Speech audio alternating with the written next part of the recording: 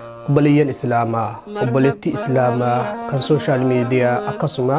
toora adda addaa irraan nu daawwachaa turtan duraan dursa baga Rabbiin nagahaan qananiidhaan milkiidhaan badhaadhinaan fuula ifinaan gammachuudhaan ji'a kabajamaa ji'a ulfaataa ji'a qur'aanaa ji'a gammachuu ji'a qananiidhaa ji'a qur'aanaa kan Rabbi qur'aana keessa buuse ji'a caalu baatii caaltu baatii kabajamtuu baatii ulfeeffamtuu ji'a Ramadaan kan bara 1441 akka hijiraa nabiyyi sallallahu alaihi wasallamitti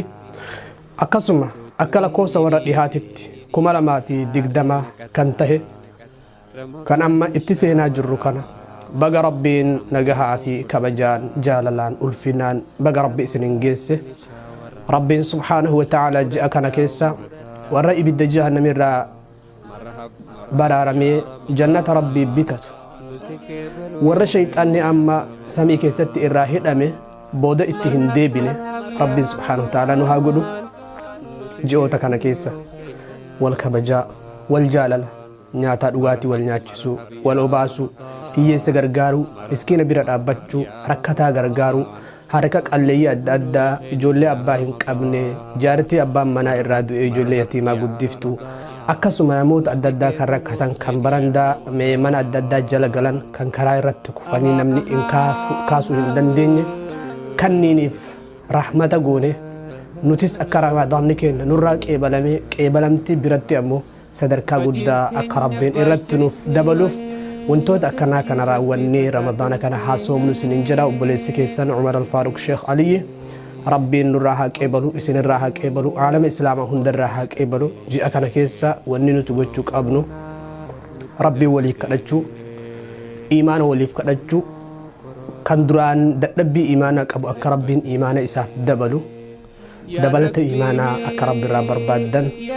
kan ammoo iimaana qabdan akka Rabbi iimaana keessan isinirraa hin hir'isne dabaluu malee Rabbi irraa akka barbaaddan isinin jedha jiini ji'a gammachuu ji'a badhaadhinaa ji'a milkii ji'a ittiin gabbattan ji'a ittiin qananiitan ji'a ittiin waan barbaaddan argattan isiniif akka ta'u hawwii kooti Rabbiinis akkasumatti kadhannaa inshaallah haganuma isinin jechuudhaafi hunda keessanuu Rabbiif jechan isin jaaladha baga isiniin gahe warroonni sooshaal miidiyaa irratti toora miidiyaa irratti tahee toora dhuunfaatiin tahee dogongora adda addaatiin akka tasaa tahee yookiin beekaanu ta'u yookiin beekaan alayyuu ta'u dogongorri adda addaa walitti mufachuun adda addaa jiru Rabbiif jecha afwa lillah Rabbi subhaanahu wa ta'ala nuuf haadhiisu isiniifis haadhiisu aalama islaamaa hundayyuu dogongoraa fi bogdii shahanaa adda addaa irra Rabbi subhaanahu wa ta'ala nu haa tiisu isinin jedha jiini gammachuu ji'a milkii